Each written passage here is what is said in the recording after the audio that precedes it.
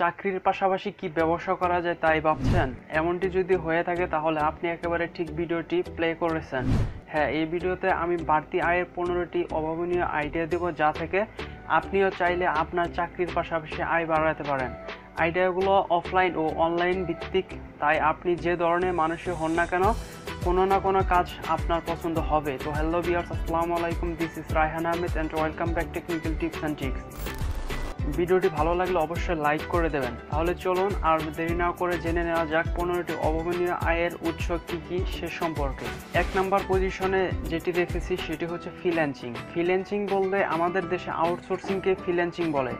একটু ভেঙে বলতে গেলে কোনো এক ব্যক্তি তার প্রয়োজনীয় কাজসমূহ আপনাকে দিয়ে করাবে এবং তার মাধ্যম হিসেবে সে অনলাইনে আপনার সাথে যোগাযোগ থেকে শুরু করে পেমেন্টও এই অনলাইন মাধ্যমে করবেন।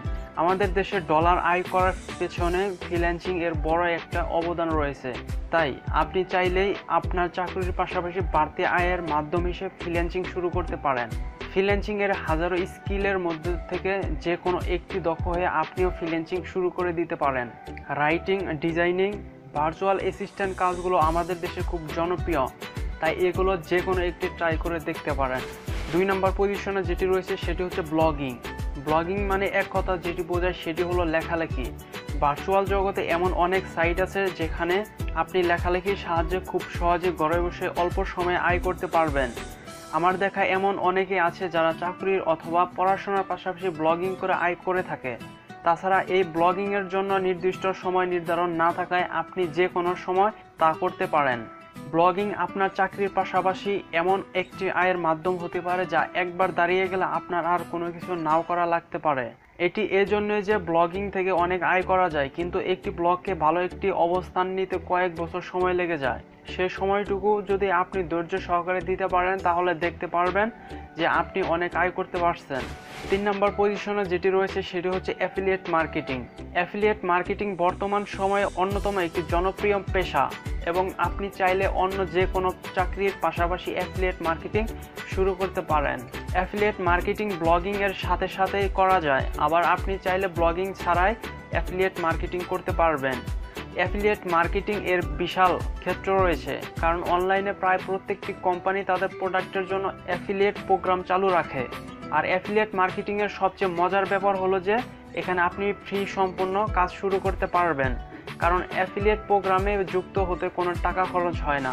4 নম্বর পজিশনে যেটি রয়েছে সেটি হচ্ছে ইউটিউবিং। হ্যাঁ, আপনি চাইলে ইউটিউবিং শুরু করে আপনার চাকরির পাশাপাশি আয় করতে পারেন। এটা অস্বাভাবিক কিছু নয় যে অনেকে ইউটিউব চ্যানেল খুলে তা থেকে ব্যাপক আয় করছে।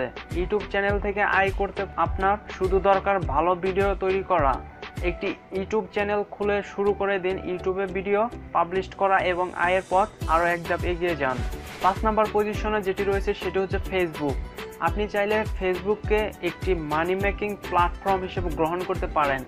ফেসবুকে আপনি শুধু ফ্রেন্ডের সাথে আপনার তথ্য আদান প্রদান না করে তা থেকে বিভিন্নভাবে আয় শুরু করতে পারেন। তো সেটা কিভাবে করা যেতে পারে? এটি করা যেতে পারে ফেসবুকে আপনার একটি অনলাইন শপ খোলার মাধ্যমে। আপনি আপনার অনলাইনে শপের জন্য একটি ফেসবুক পেজ ওপেন করুন এবং সেখানে আপনার বিভিন্ন প্রোডাক্ট শেয়ার করতে থাকুন।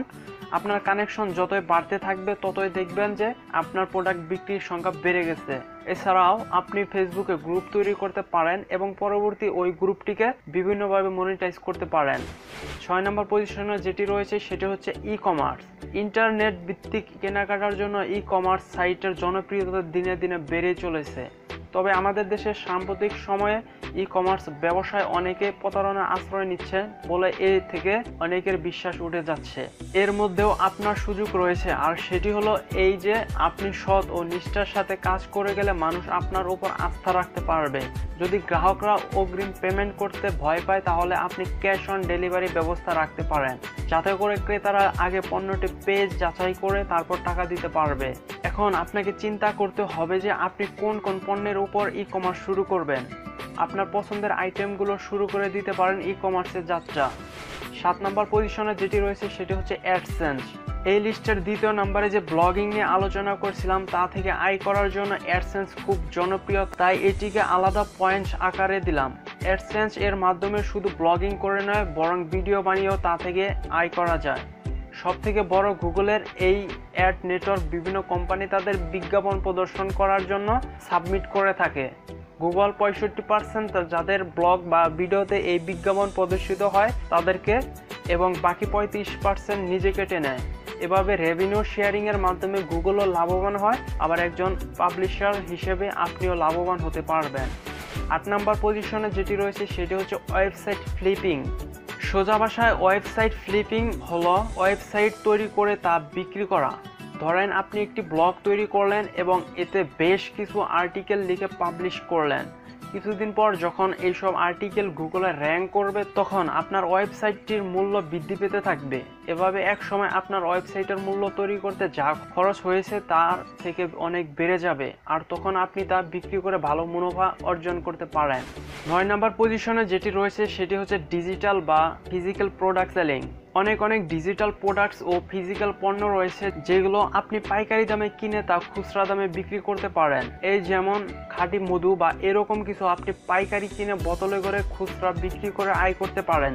এক্ষেত্রে আপনার অফিসে কলিগ বা পরিচিতদের মাঝে আপনার প্রোডাক্ট সম্পর্কে জানালেও অনেকে তা কিনতে আগ্রহ প্রকাশ করতে পারে। এছাড়াও তা অনলাইন প্রচার করে বেশি বিক্রি করতে পারেন। কোনো ডিজিটাল প্রোডাক্টের মধ্যে রয়েছে হোস্টিং রিসেল করা, যদিও এই ব্যাপারটি বুঝতে গেলে আপনাকে এই নিয়ে কিছুটা স্টাডি করতে হবে। হোস্টিং রিসেল হলো পাইকারি মূল্যে হোস্টিং প্যাকেজ কিনে তারপরে ছোট প্যাকেজে বিক্রি করা। 10 নম্বর পজিশনে যেটি রয়েছে সেটি হচ্ছে ড্রপ শিপিং। ড্রপ শিপিং বলতে মাধ্যম হিসেবে কাজ করা, যেমন দারাজ.com, বিক্রয়.com ইত্যাদি। এই ব্যবসা বর্তমানে বাংলাদেশ সহ সারা বিশ্বে খুব জনপ্রিয় একটা অনলাইন ব্যবসা। আপনি চাইলে খুব সহজেই ঘরে বসে এই জনপ্রিয় ব্যবসা করে চাকরির পাশাপাশি আয় করতে পারেন। যদিও দারাজ ও বিক্রয় অনেক বড় অনলাইন প্ল্যাটফর্ম, তথাপি আপনি ছোট পরিসরে ড্রপ শিপিং করে একটা অবস্থানে যেতে পারেন। 11 নম্বর পজিশনে যেটি রয়েছে সেটি হচ্ছে বিক্রয়.com। আমাদের দেশে বিক্রয়.com আপনার জন্য একটি খুবই সুখবর হতে পারে, কারণ এখানে সেলার অ্যাকাউন্ট খুলে বিভিন্ন ধরনের প্রোডাক্ট সেল করা যায়। বিক্রয়.com এ আপনার প্রোডাক্ট সেল করতে আপনার কোনো ফিজিক্যাল শপ না শুরু করলেও চলছে। আপনি আপনার বাসাতে বিভিন্ন প্রোডাক্ট এনে রাখতে পারেন, অথবা আপনি প্রোডাক্ট না রেখে ব্যবসা শুরু করতে পারেন। হ্যাঁ, আপনি বিভিন্ন প্রোডাক্টের অ্যাড বিক্রয়.com এ আপনার অ্যাকাউন্টে দিয়ে দিন।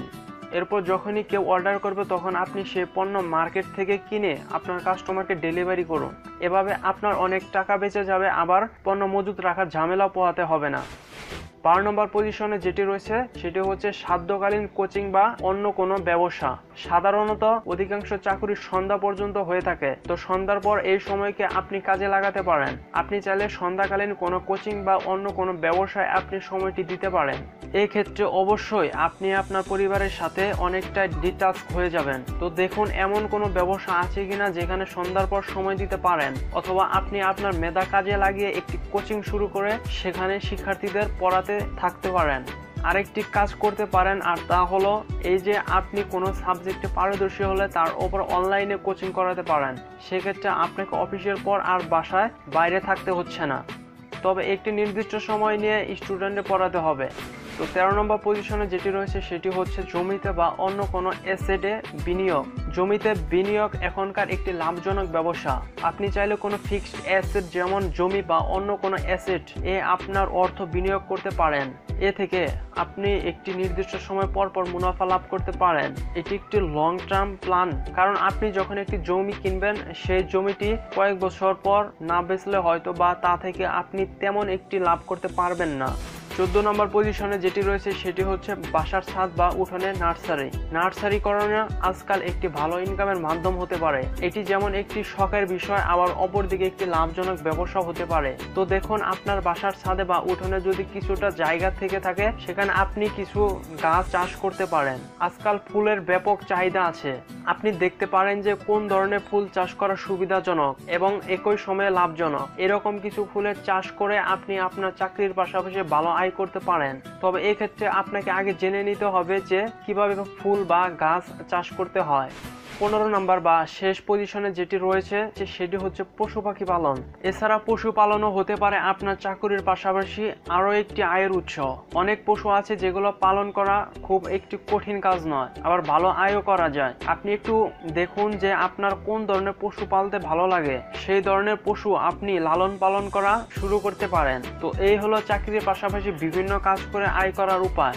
আপনি এর মধ্যে থেকে যে কোনো এক বা একাধিক কাজ বেছে নিন ও আপনার চাকরির পাশাপাশি বাড়তি আয় করতে থাকুন। এখানে অনেক কাজ অনলাইন ভিত্তিক, আবার অনেক কাজ অফলাইনও করা যায়। অনলাইন কাজগুলো আমি বেশি প্রিফার করি, কারণ সেক্ষেত্রে আপনাকে তেমন কোনো ইনভেস্ট করতে হবে না। অন্যদিকে অফলাইন কাজগুলো ইনভেস্টমেন্ট নির্ভর, সেক্ষেত্রে রিস্কও বেড়ে যায়। তো আপনার যে কাজটি পছন্দ হয়েছে সেটি অবশ্যই কমেন্ট বক্সে কমেন্ট করে জানিয়ে দেবেন। আজকের ভিডিওটি এ পর্যন্ত, দেখা হবে নেক্সট কোনো ভিডিওতে। সো ভালো থাকেন, সুস্থ থাকেন, আল্লাহ হাফেজ।